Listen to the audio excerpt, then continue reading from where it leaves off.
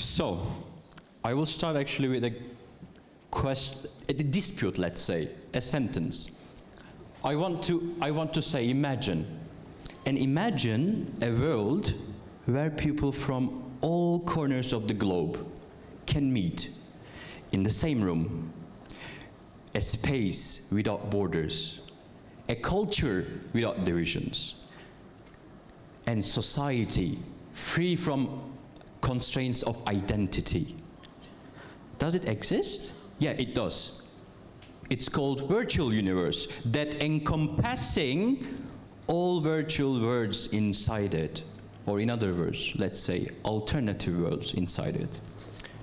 And you see here, Göbeklitepe is the beginning of the history, the cradle of the humanity, and it's even older, 7,000 years than Stonehenge. And it's a temple, but this is the place where humanity and humankind imagined the reality. And they just pushed their physical spaces into something remarkable. What we learn from the Göbeklitepe, is it a temple? It's done by humans. It's the first thing in the history. It's our history. But we learn how to push the boundaries.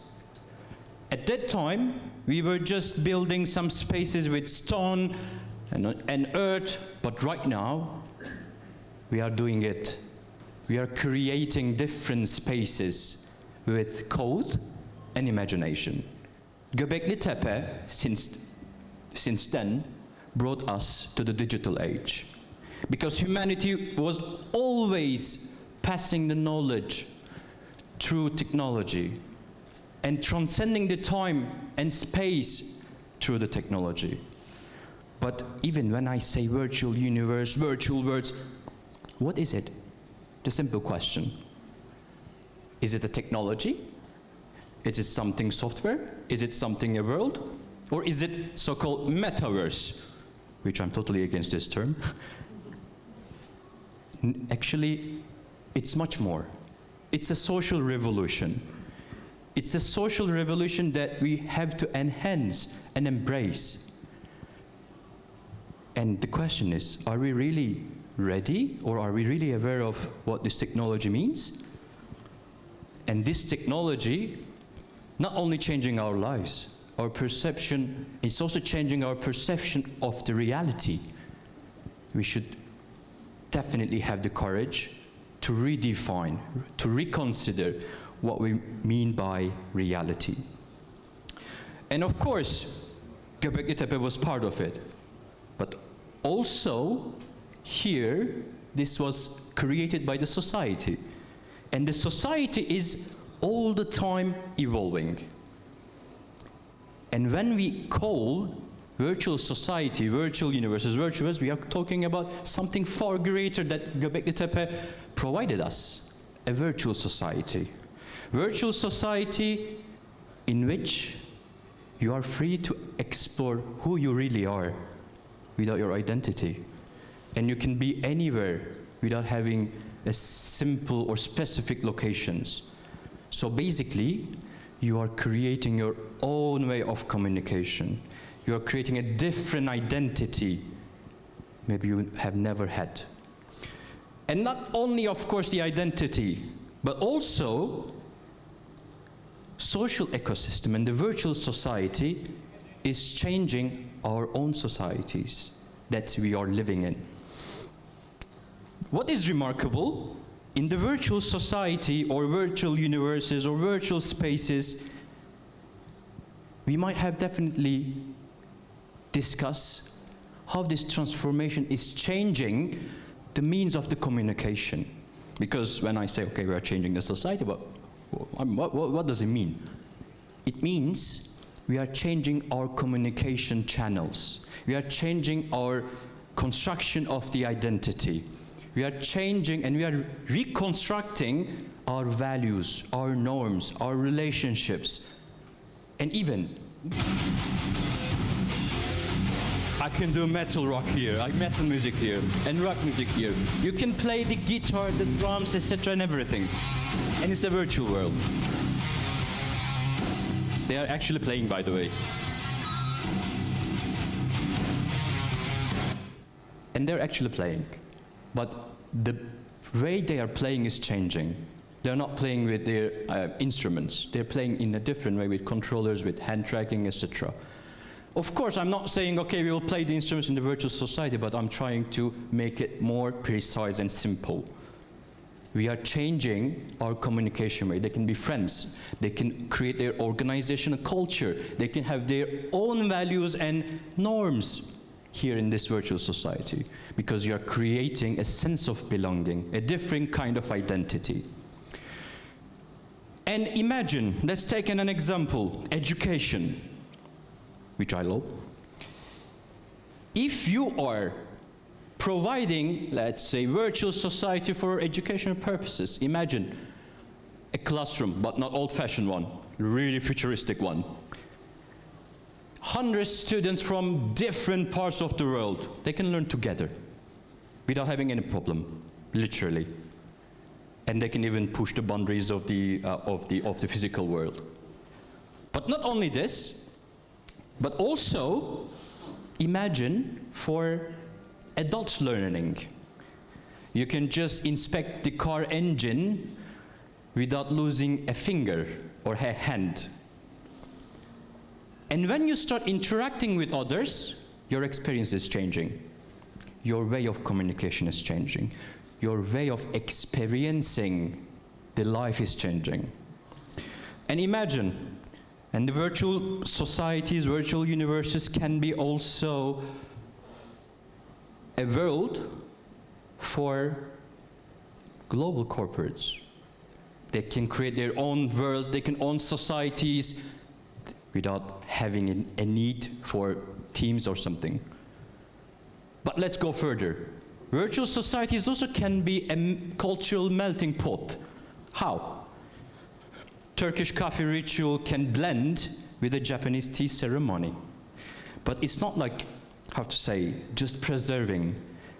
It's about learning. It's about shaping, and it's about connecting. And in these virtual societies, we have, of course, responsibilities. Nothing comes without having a responsibility. And especially if we are creating alternative worlds, we have huge responsibility. And there are some challenges. But to overcome these challenges or responsibilities that we have, we should ask this question to ourselves. Are we going to be just like a simple individual within the society, these brand new societies, or are we going to be architects of virtual societies?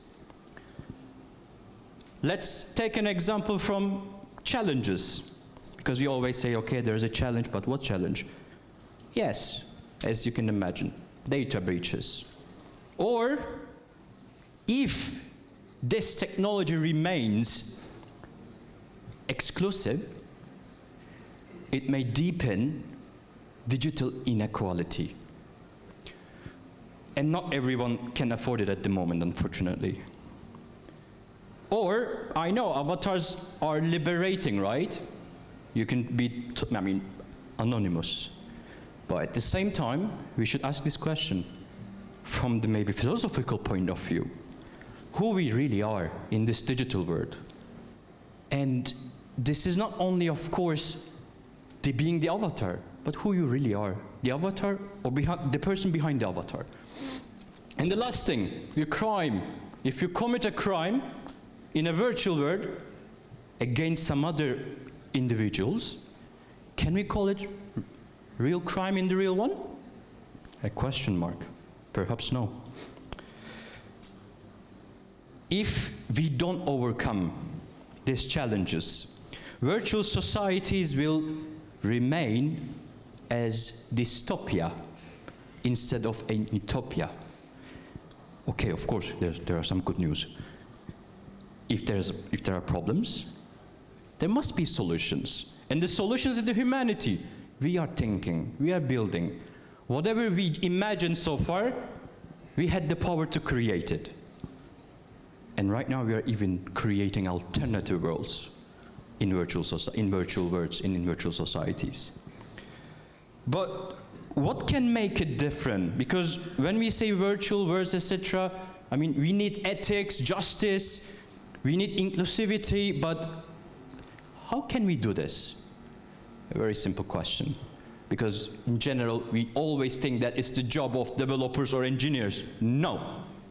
It's the job of all of us. It's the job of psychologists. It's the job of philosophers, social scientists, artists, sociologists, everyone. All of us must contribute. Otherwise, we will limit ourselves. We will limit our imagination. And we will betray what we got from the Göbeklitepe from the beginning of the history. Right.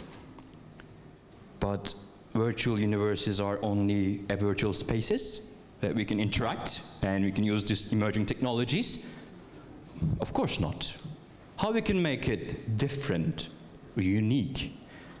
Maybe it will be a bit cliche, but of course, AI, artificial intelligence will step in. But I must explain how. Imagine AI just personalizes your learning journey and tailors training courses, some other learning journeys, or virtual worlds for every student's and the participant's pace and style. It can understand your behavior, your intention, your habits, and this enable AI to represent you yourselves. But is AI just a tool? Or how we should consider the AI in that case? Because we are talking about AI, virtual reality, etc. AI isn't not just a tool. It's a mirror. And to look into that mirror takes courage. Because in it, we don't just see the technology. We see ourselves. It understands us. And when AI meets virtual reality, or let's say extended reality, then we are talking about intelligent realities in the virtual societies. And this intelligent realities is not only for your educational purposes or just meetings. No. Let's make it personal. Let's make it for individuals. If you are in an intelligent reality, they can understand still your desires, your intentions, your interactions, and even unspoken needs. If you're in a virtual world, and if you're having a bad day, having a tough day with the boss, blah, blah, then AI, intelligent realities, can change your environment immediately based on your mood and your focus. As I said, it's not only being a human, it's not only implementing AI or creating some virtual world. No. We should be the architects. And here, we have the paradox. The more intelligent these realities become, the more they shape our decisions and identities. So, we have the responsibility here. Who should control this technology and the systems? Or who is leading this relationship? Us, or the other people, or the system that can understand us better than we do understand ourselves? Let's go back to Göbeklitepe, where the humanity was born. From the stones of the Göbeklitepe, humans just pushed the physical boundaries and pushed the imagination. They didn't just create a space for living. They did it to find a meaning, what it means to be a human. It was a total success. But also, from the every and each stones of the Göbeklitepe to the digital revolution of our age, there is one important thing.